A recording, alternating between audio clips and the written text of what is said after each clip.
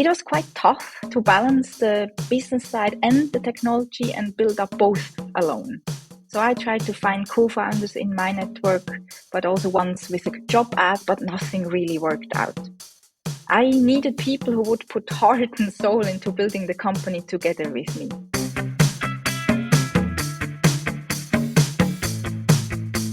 Welcome to the Swisspreneur Show, a podcast about startup stories and learnings from experienced entrepreneurs. Here's your host, Sylvan.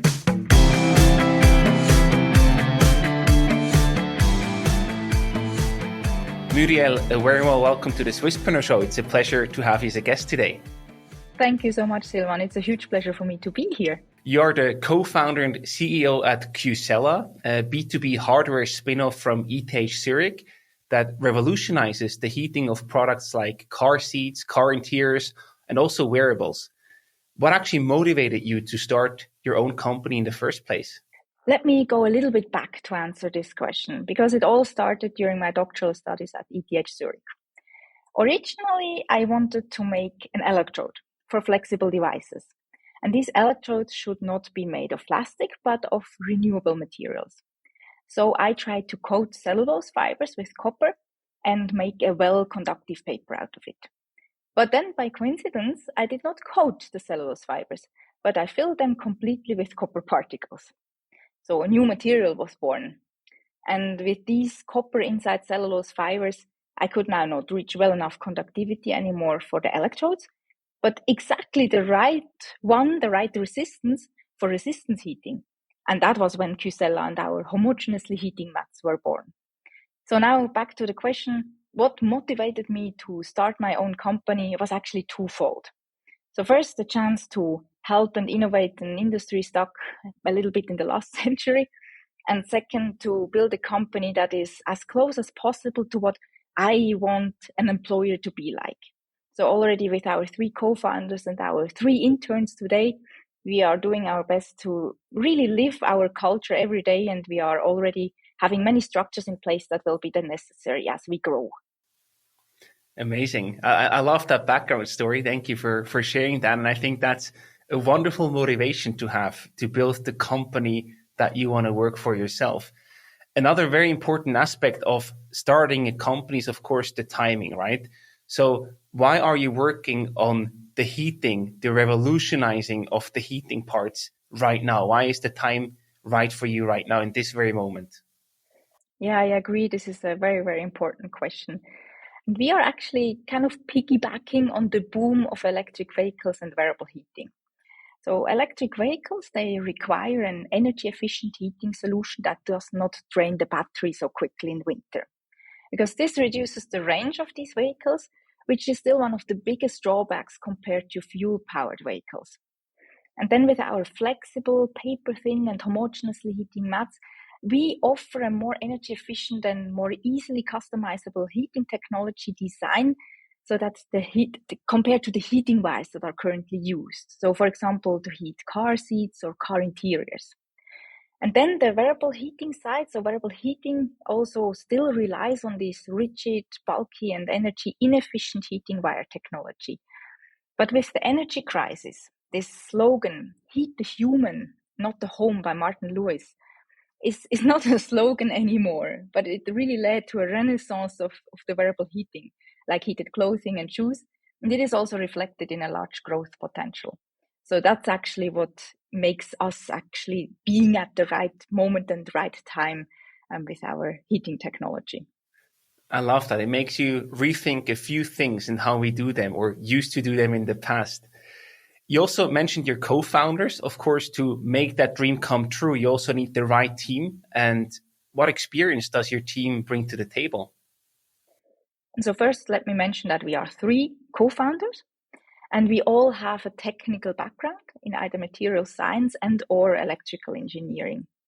But we bring different mindsets and also experiences to the table. So then we come to your question. So I have developed the material, this copper inside cellulose fibers, which we now use to fabricate our heating mats during my doctorate at ETH Zurich, as I mentioned. But when then I attended these various entrepreneurial courses that are around, I realized how much fun I actually had thinking about strategies, building up a business case and networking to get customers interested in our products.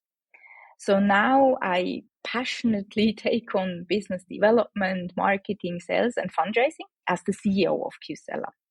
Then our CTO, Fabian, he knows the material and the technology actually as long and as well as I do, because he did almost all his projects during his studies with me. And he is a very creative thinker. He finds the best deals on raw materials and equipment.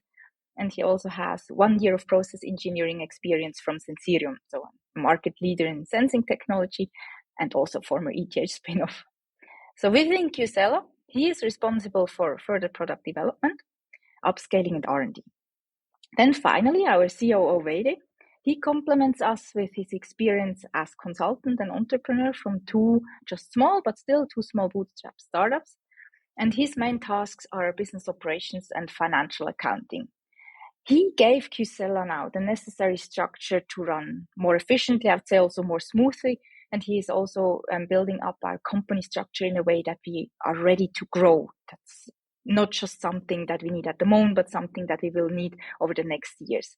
So we all complement each other with our visionary, techie, and doer mindsets.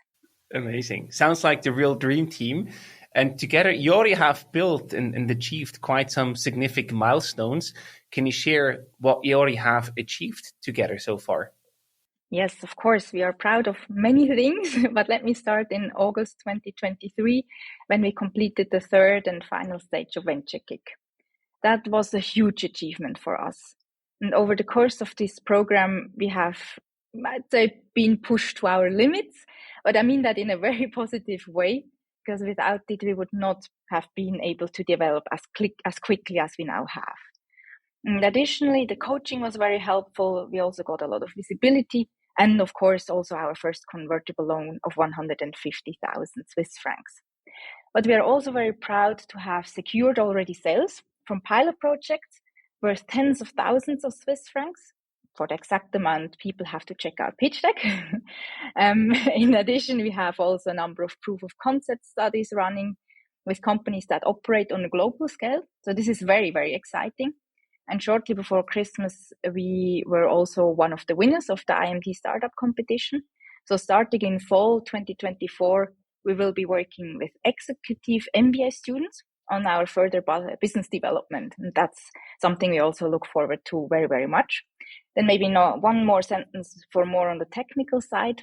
We have built up our whole fabrication value chain and have now industry partners for all the different fabrication steps of our heating mats. And this is mainly meant to be for the next 2 years, or roughly until the end of 2025. So also from an upscaling point of view, we are on track. Amazing. Wow, you've been busy. And I assume there are also competitive solutions out there, either alternatives on how things have been done in the past or other products that companies could use instead of working with qCella. So can you talk a bit more about the competitive landscape and how qCella actually differentiates? Yes. So with our homogeneously heating mats, we want to replace the heating wire technology, the one I mentioned, in many of the heated products on the market, like the heated car seats, car interiors, like door panels or steering wheels, and also heated clothing and shoes. So one could say that our main competitors are the manufacturers of heating mats that include these heating wires.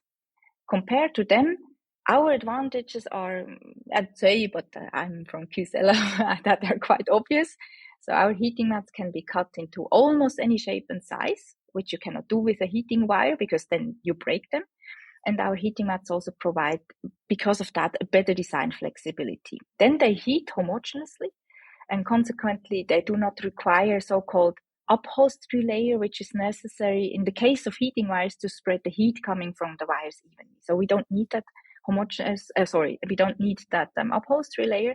And without the upholstery layer, there's almost no heat loss. So we provide a much more energy efficient heating solution design compared to the wires. Still, there are also some other homogeneously heating solutions on the market. As you mentioned, there are some that are doing similar things as we do. However, tests have shown that one of them is not robust and the other one comes only in the shape of a rectangle. So we claim that we provide the only product heating solution that combines homogeneous heating with design flexibility and robustness. A real USP, I see. And, as an entrepreneur, you also have to overcome challenges despite the great milestones and the celebrations. All of us face challenges. So what was the toughest challenge that you had to overcome with your company so far? I'd say the toughest challenge was actually to find the right people to fund the company together. Because I started working on the startup when it was still more a project than a company at the beginning of 2021. It was quite tough to balance the business side and the technology and build up both alone. So I tried to find co-founders in my network, but also ones with a job ad, but nothing really worked out. I needed people who would put heart and soul into building the company together with me. But yeah, how did I then find my two amazing co-founders of today? So sometimes you just need a little bit of luck. Fabian finished his master's studies exactly at the right time. Then he had already done his master's thesis with me on the qCella project. And he was extremely eager to commercialize something coming out of the lab. So that was a perfect fit. Then Vede had always been interested in entrepreneurship, and he knew that he would not grow old in consulting.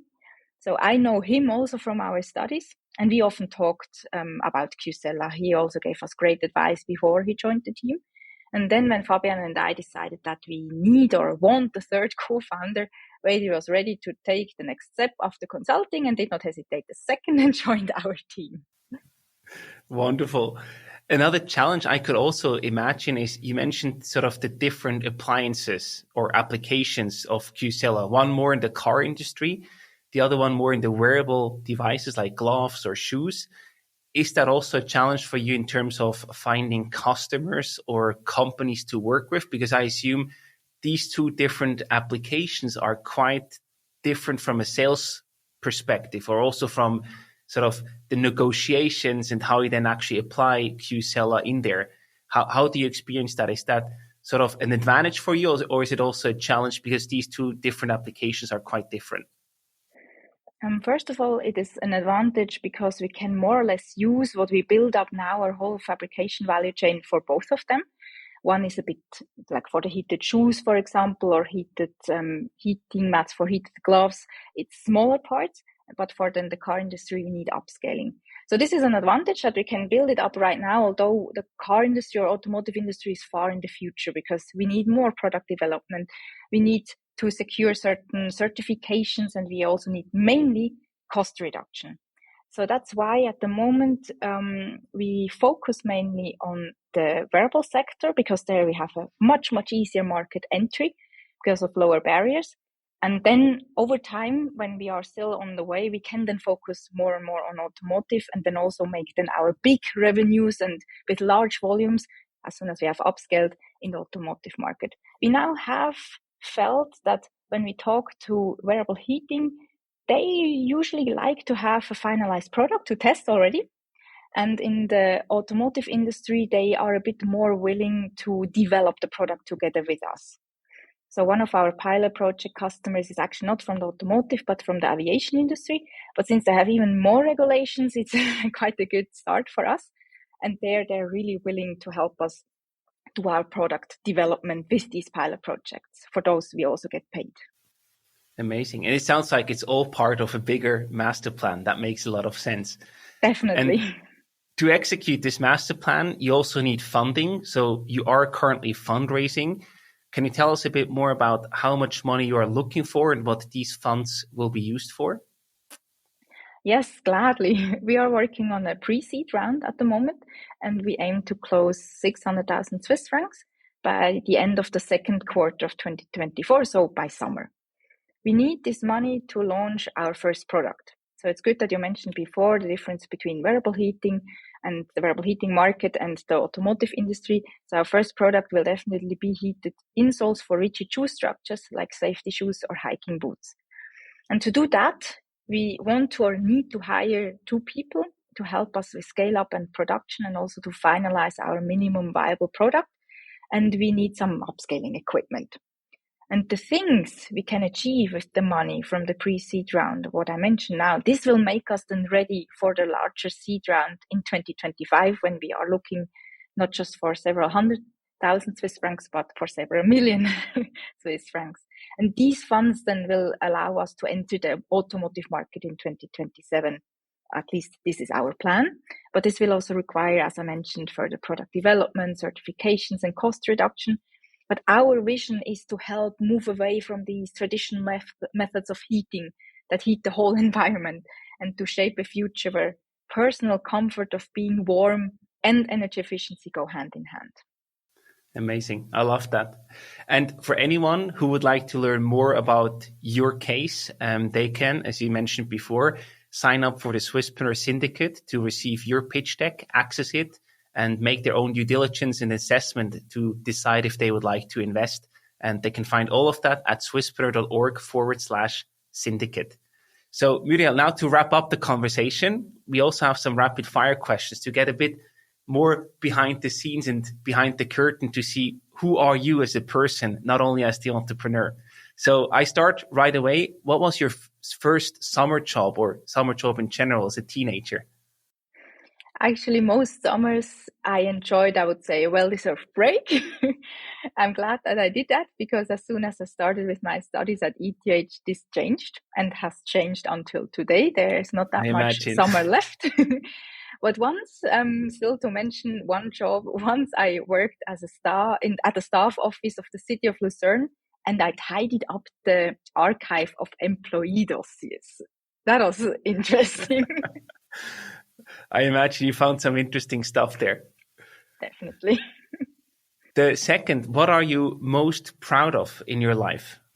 Definitely my perseverance. As long as I see a chance for success, I don't give up. And I think that's quite helpful when it comes to the startup.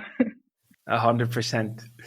And the last question for you today, what is a surprising fact that people don't know about you? We are actually, in our whole startup team, we are sometimes asked this question to kind of lighten up the conversation or the introduction. And I find it always quite difficult to answer, because I think I cannot really think of anything. I always say I'm quite an open book. I also like to talk about what I do.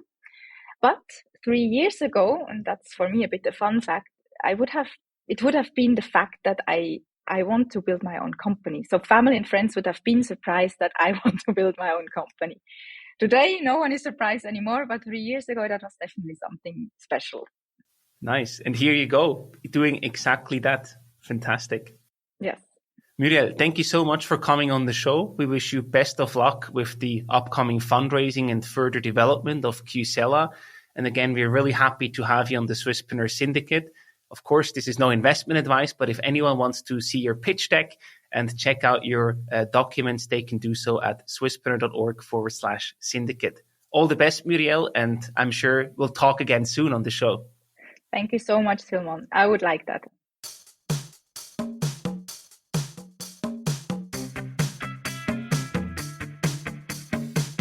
We hope you enjoyed today's episode. If you did, you can support us by rating our show on Apple Podcasts. This way, we can reach an ever-growing number of aspiring entrepreneurs.